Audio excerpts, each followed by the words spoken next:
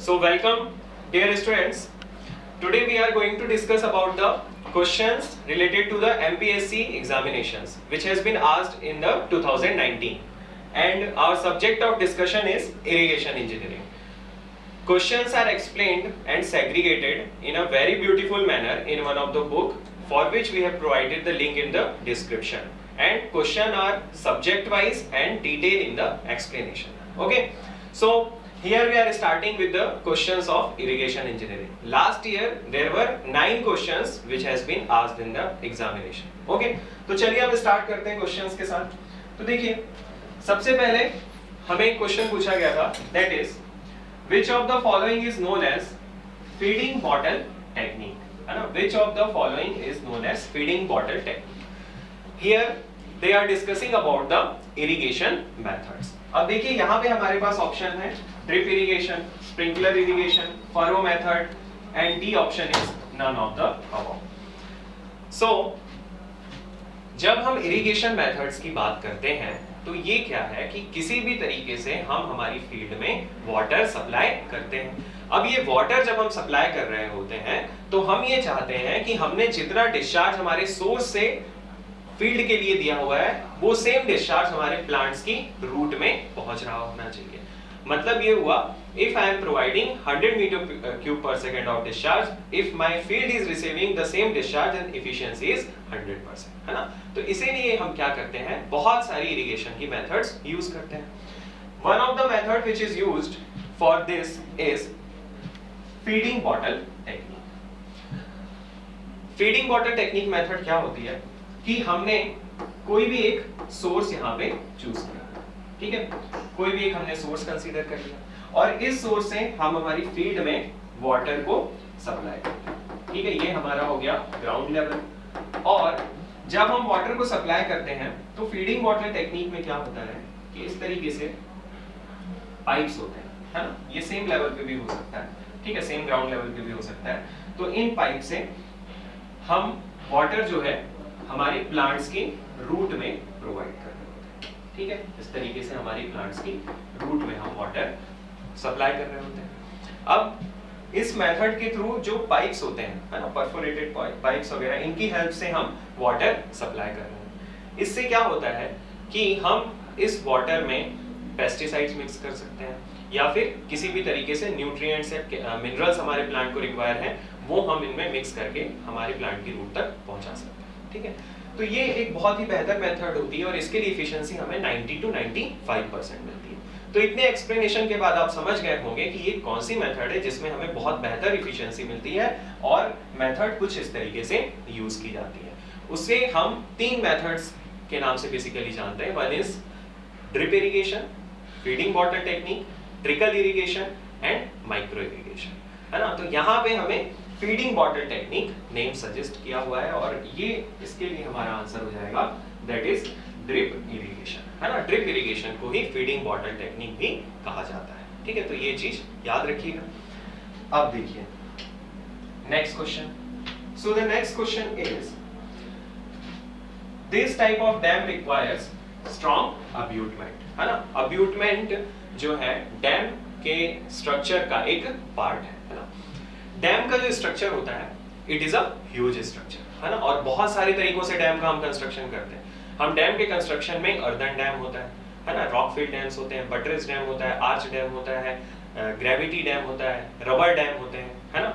ऐसे काफी सारे तरीकों से डैम का कंस्ट्रक्शन किया जाता है. और ये जितना क्लासिफिकेशन है डैम का वो किन बेसिस पे किया जाता है, लोड डिस्ट्रीब्यूशन उनकी टेक्निक के बेसिस पे करते हैं या फिर इस बेसिस पे किया जाता है कि किस तरीके से वो अपने मटेरियल को यूज करके पर्टिकुलर लोड को बियर कर रहे हैं, है ना? जैसे कि रबर डैम के केस में होता है डिफरेंट मैकेनिज्म है लोड बियर करने का, ग्रेविटी डैम के केस में डिफरेंट मैकेनिज्म होता है.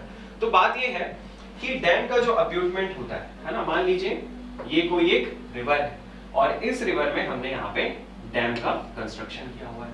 अब इस डैम में यदि हमने इस तरीके से डैम बना दिया, ये आर्च डैम है, आर्च डैम का हमने कंस्ट्रक्शन किया.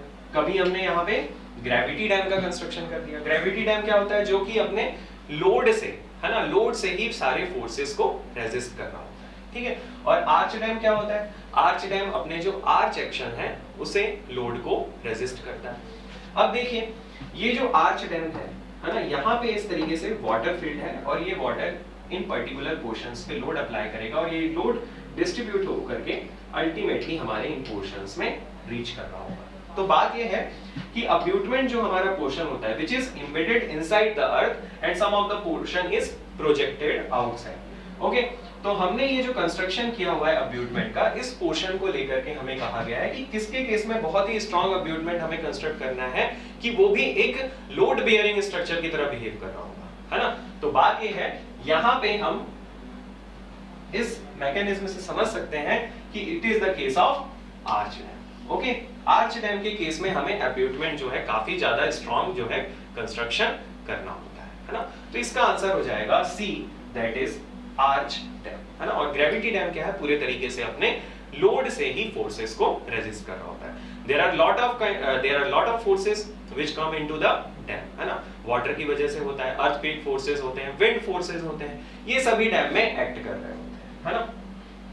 तो हमारा जो अब्यूटमेंट है वो आर्च डैम के केस में बहुत स्ट्रॉन्ग होना चाहिए। After this next question, and the next question is given that base period is 100 days and duty of the canal is 100,000 hectares per cubic, the depth of water will be, अब देखिए हमें एक relation पता होता है duty, delta और base period के बीच में, और ये रिलेशन होता है duty is equals to 8.64 b divided by delta, है ना। ये रिलेशन आप सभी को पता है। इस रिलेशन में बस हमें ये चीज याद रखनी है कि जब b की वैल्यू हम पुट कर रहे हैं तो वो आप डेज में पुट करिए, डेल्टा मीटर में पुट करिए और ड्यूटी जो है वो हेक्टेयर पर क्यूबिक में पुट करिए, ठीक है। इतना यदि हम करते हैं तब जाकर के हमें इसका आंसर काफी आसानी से मिल जाएगा। अब देखिए यहाँ पे क्या है, मान लीजिए हमने बीटा डेज में पुट किया और डेल्टा मीटर में, ठीक है। तो जो भी हमें ड्यूटी मिलेगी that will be in hectare पर क्यूबिक। अब इस क्वेश्चन में हमें क्या करना है, डेल्टा फाइंड करना है। तो डेल्टा फाइंड करने के लिए 8.64 b divided bye d, d is what, duty. अब देखिए 8.64 इनटू b, b कितना है 100 डेज है, ओके, और d कितना है ड्यूटी, ड्यूटी इज 1000 हेक्टेयर पर क्यूबिक, ठीक है। There is no need to do much calculation in this case. From here you will get it as 0.864 metre, है ना। डेल्टा हमें 0.864 मीटर इस केस में मिल जाएगा। लेकिन यहाँ पर क्या है, आंसर जो है वो सेंटीमीटर्स में गिवन है। तो बहुत ही सिंपल सी बात है, हमें बस इन्हें क्या है सेंटीमीटर में कन्वर्ट कर देना है। तो आंसर हमारा इसके केस में भी क्या हो जाएगा, सी हो जाएगा, that is what 86.4 centimeters, okay. Because calculator is not allowed in our examination and it is very easy to solve this kind of question without calc. So the next question is, it is based on the Blick's theory. In Blick-Creep theory, L by H, okay, they are talking about this factor is called as, है ना। Blick's creep theory को और Blick's creep theory में ये हमारा जो L by H term है इसे किस नाम से जाना जाता है। देखिए ब्लिक्स ने जो अपनी क्रीप थ्योरी दी हुई थी उसके अकॉर्डिंग उन्होंने कहा कि जो वाटर होता है ना, मान लीजिए ये किसी भी तरीके से हमने डैम का कंस्ट्रक्शन किया हुआ है, किसी भी रिवर में ये डैम कंस्ट्रक्टेड है ना। अब इस डैम में ये हमारा हो जाता है अपस्ट्रीम साइड और ये है downstream side.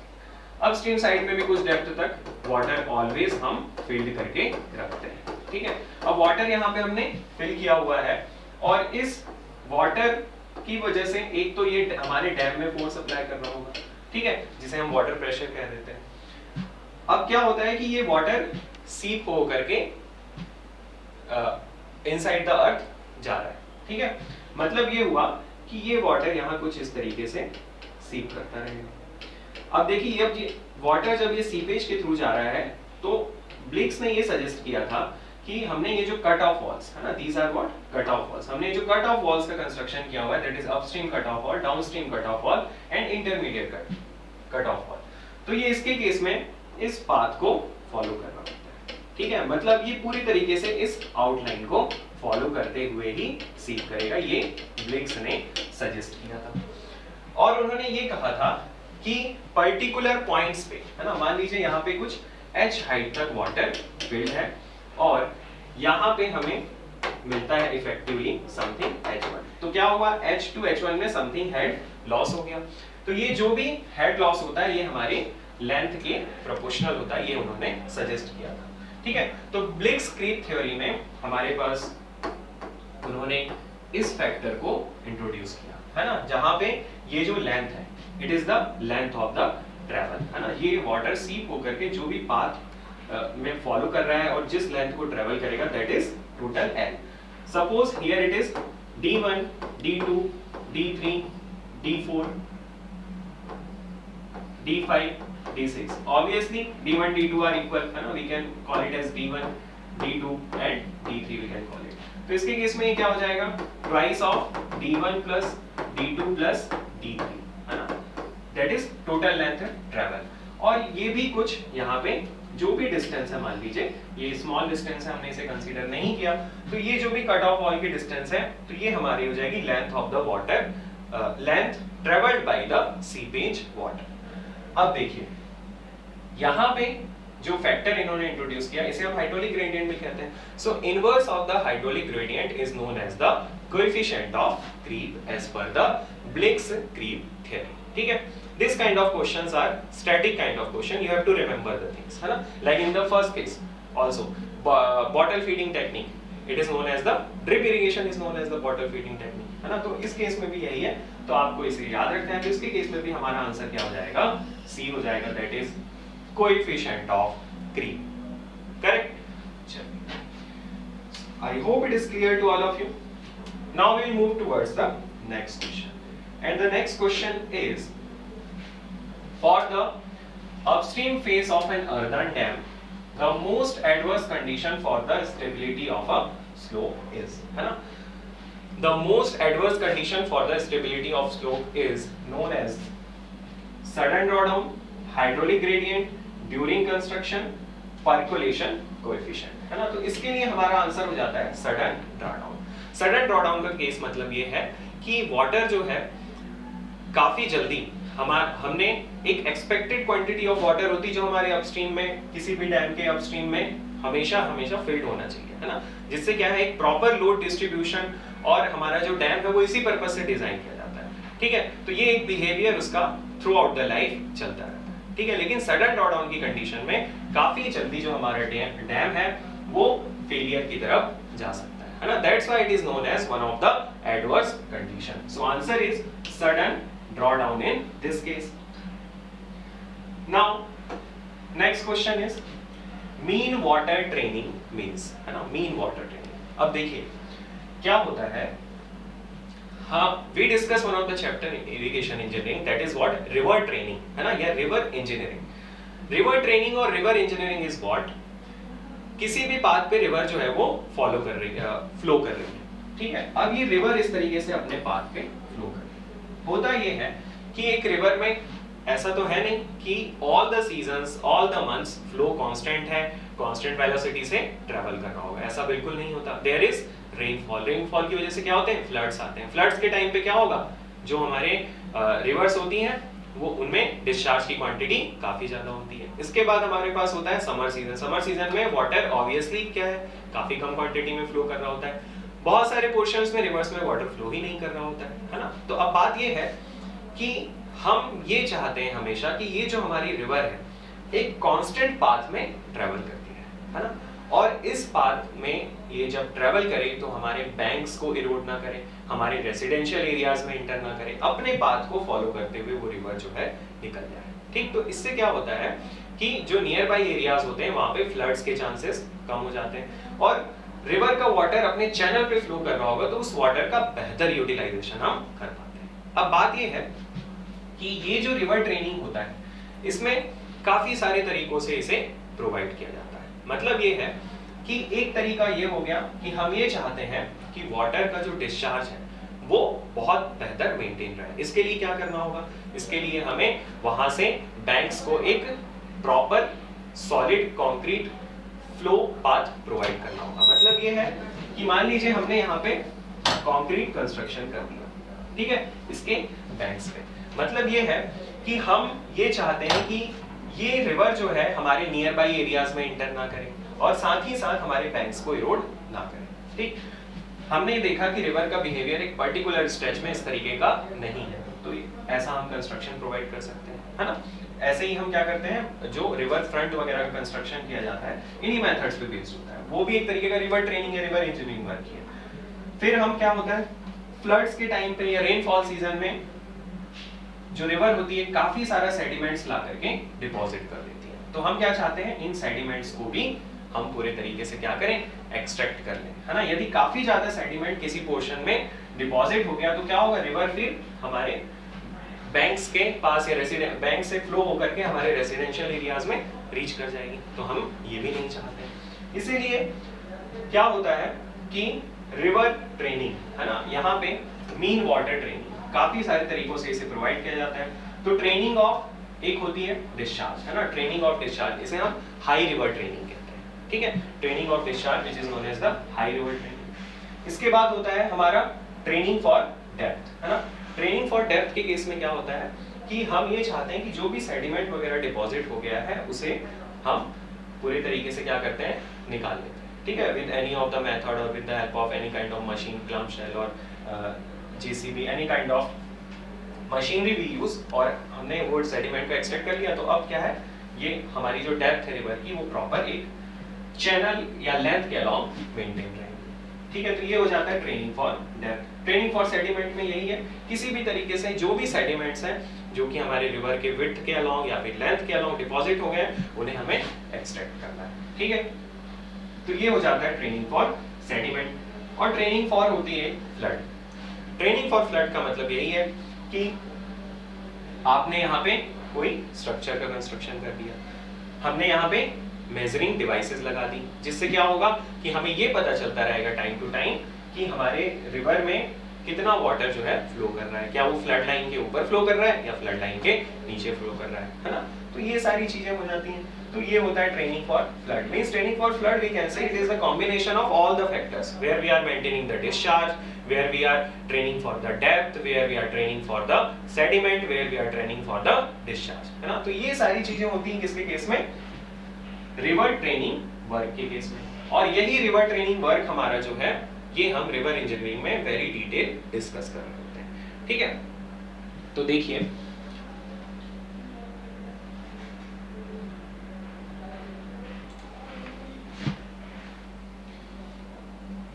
Training for discharge जो है इसे हम क्या कह देते हैं, high river training. Training for depth जो है it is known as the low river training, and training for sediment is known as what, mean river training, ठीक है।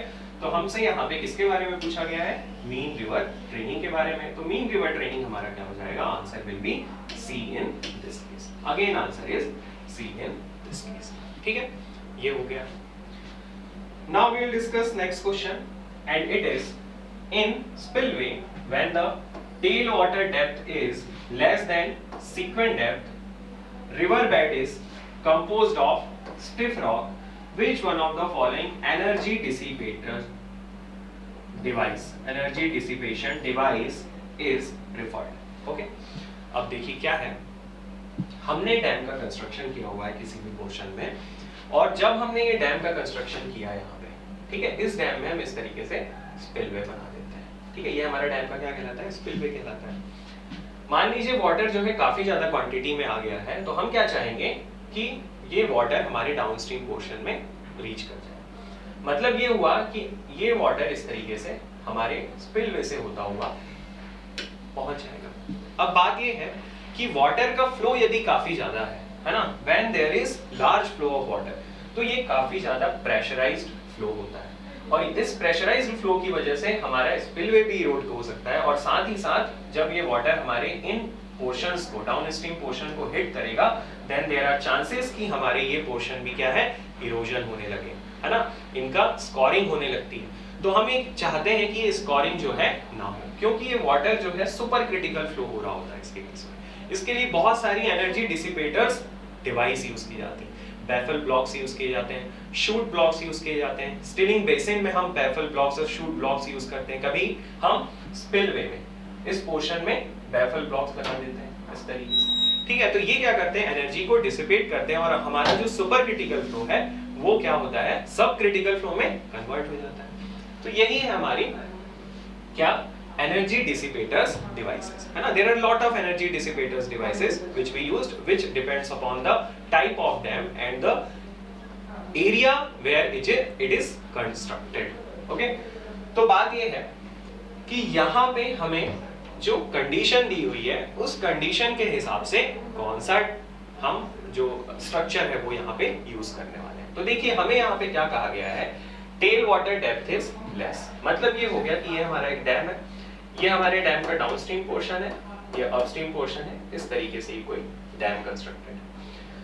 Tail water depth is less, मतलब ये है कि यहाँ जो भी वाटर स्टोर है ना, it is known as the tail water. Downstream side में जो वाटर होता है that is known as tail water is less than sequent depth. मतलब ये है कि स्पिलवे से जो भी वाटर इस तरीके से फ्लो करके आ रहा है उसकी डेप्थ से इसकी डेप्थ लेस है। River bed made up of stiff rock, river bed जो है वो स्टिफ रॉक से है। मतलब ये है कि वहां पे यदि वाटर काफी ज्यादा फ्लो से आकर के हिट करता है तो इरोजन के चांसेस क्या है, थोड़े कम हो जाते हैं इसके केस में। इसका मतलब ये, अब बात ये है कि हमें which of the following energy dissipator device is preferred, तो इस केस में हम कौन सी एनर्जी डिसिपेटर डिवाइस जो है वो प्रिफर कर रहे होंगे। तो एक हमें गिवन है solid roller bucket. Solid roller bucket क्या है, ये एक तरीके की एनर्जी डिसिपेशन डिवाइस होती है। इट इज आफ्टर स्पिलवे, है ना, it is the device constructed after the spillway. कुछ इस तरीके से होता है स्ट्रक्चर, ठीक है, something like this. Water is coming here and it goes like this and it is hitting the surface. Okay, so it is known as solid roller bucket. अब क्या हुआ, इसकी वजह से एनर्जी को डिसिपेट होकर के और वाटर स्मूथली फ्लो होकर के हमारे डाउनस्ट्रीम साइड में टेल वाटर डेप्थ के साथ मर्ज हो जाता है।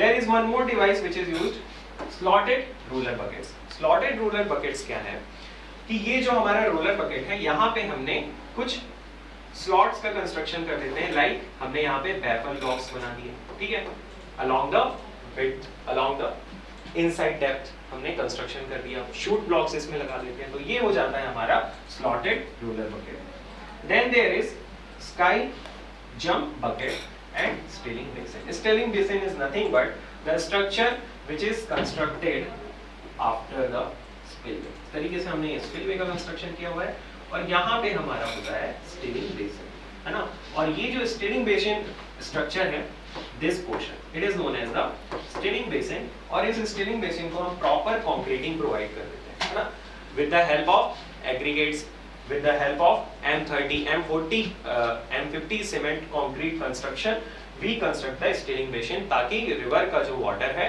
वो जब सरफेस को हिट करे तो क्या नहीं होना चाहिए, इरोजन नहीं होना चाहिए इसके केस में। फिर एक होता है हमारा sky jump bucket. Sky jump bucket क्या है कि हमने ये स्पिलवे के बाद इसका कंस्ट्रक्शन किया हुआ है समथिंग लाइक दिस, है ना। अब क्या है कि यहाँ से वाटर स्पिलवे से इस तरीके से होता हुआ हमारे सरफेस को रीच कर जाता है। बात ये है कि जब ये वाटर यहाँ से फ्लो कर रहा होगा तो क्या है, यहाँ पे तो हमने इसके एनर्जी को बहुत हद तक डिसिपेट कर दिया। अब ये वाटर जब हमारे डाउनस्ट्रीम पोर्शन को हिट कर रहा होगा तो इस सरफेस को भी क्या करेगा, इरोड करना चाहेगा। लेकिन हम यहाँ पे क्या करते हैं, देखते ये हैं कि जब हमारी जो रिवर है वो स्टिफ रॉक, है ना, कोई ऐसे सरफेस पे फ्लो कर रही है जहां पे उसका इरोजन ज्यादा क्वांटिटी में नहीं हो रहा होगा, तब उस केस में हम क्या करते हैं, ये स्काई जंप बकेट जो है वो लगा देते हैं, ठीक है। तो ये हमारे लिए एक एनर्जी डिसिपेटर डिवाइस हो जाती है। So answer for the question 7th is C, that is sky jump bucket.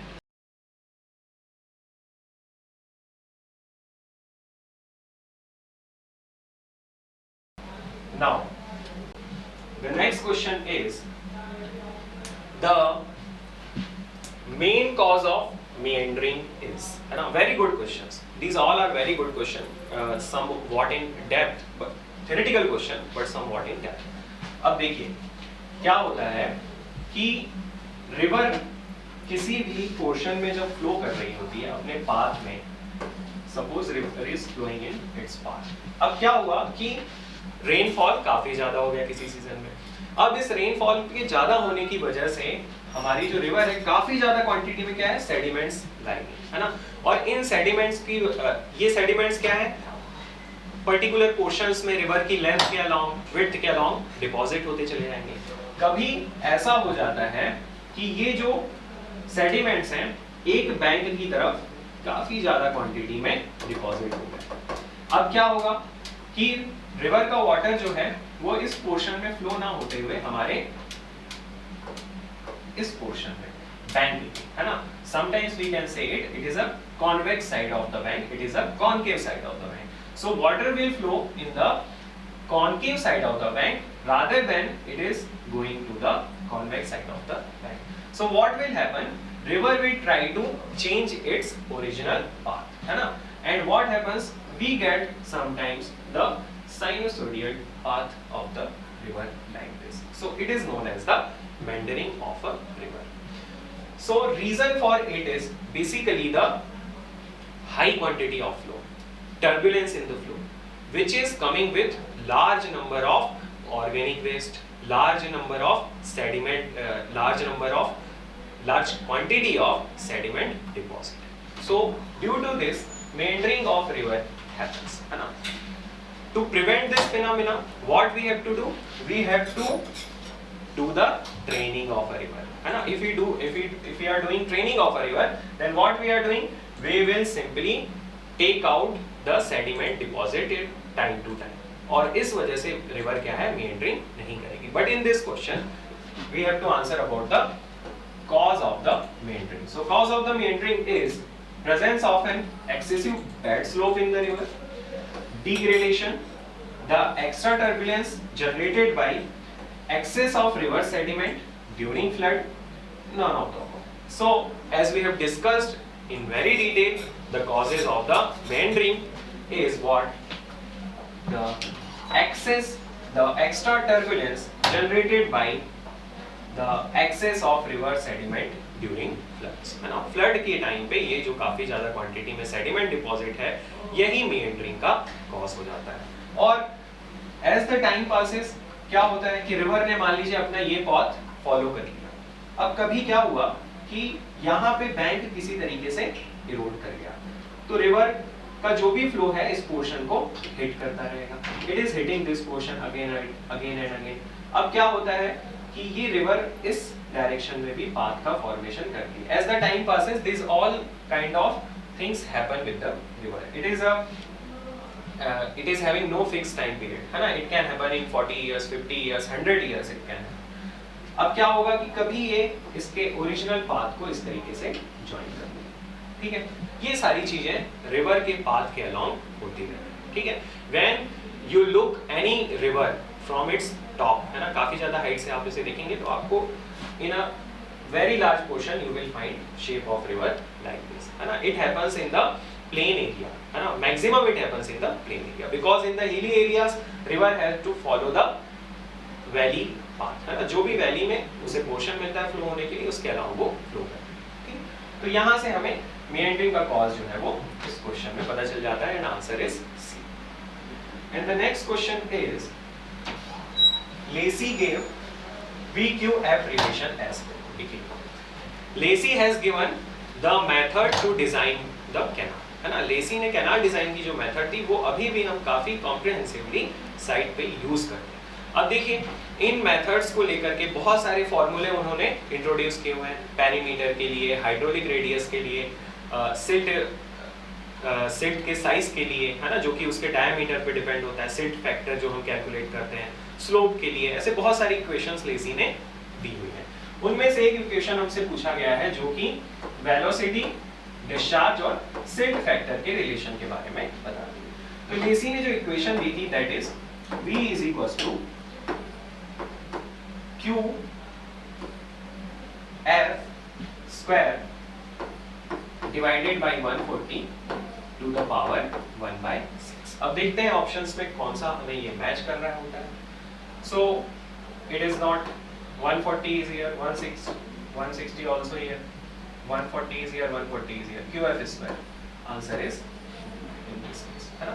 तो लेसी ने इक्वेशन हमें दी हुई थी और इसका यूज करके हम क्या करते हैं, कैनाल को डिजाइन करते हैं. There are lot of formulas given by the Lacey and all are used while designing the canal. Okay, so ये था हमारा 2019 के एमपीएससी प्रीवियस ईयर क्वेश्चंस का एक एमसीक्यू सेशन. ठीक है, so thank you so much.